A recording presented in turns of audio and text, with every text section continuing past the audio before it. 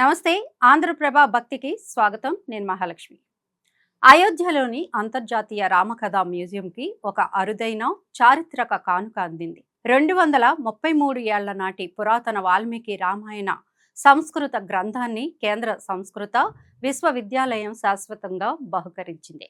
ఢిల్లీలోని తీన్మూర్తి భవన్లో జరిగిన ఈ కార్యక్రమంలో ఈ గ్రంథాన్ని ప్రధానుల museum, library executive council chairman Nripendra మిశ్రాకు university vice chancellor Srinivasa Varkhedi అందజేశారు.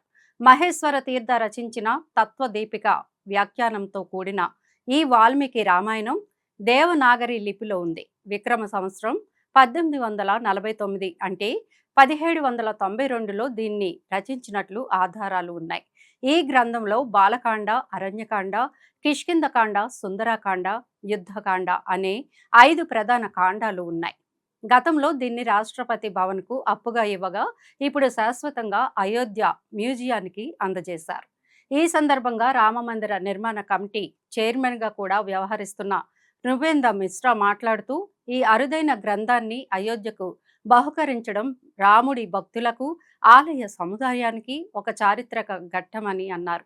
ప్రాచీన వారసత్వాన్ని ఆధునిక టెక్నాలజీతో జోడించి అయోధ్యలోని రామకథ సంగ్రహ ఆలయాన్ని ప్రపంచ స్థాయి మ్యూజియంగా తీర్చిదిద్దే పనులను ఆయన పర్యవేక్షిస్తున్నారు. ఈ బహుమతి ద్వారా వాల్మీకి రామాయణంలోని జ్ఞాన సంపదను ప్రపంచవ్యాప్తంగా పండితులు, భక్తులకు అయోధ్య పుణ్యక్షేత్రంలో అందుబాటులోకి తెచ్చినట్లయింది అని వీసీ శ్రీనివాస వరఖేడి తెలిపారు. 1988లో ప్రారంభమైన ఈ మ్యూజియంలో రాముడి కథకు సంబంధించిన అనేక కళాఖండాలను భద్రపరిచి ప్రదర్శిస్తున్నారు.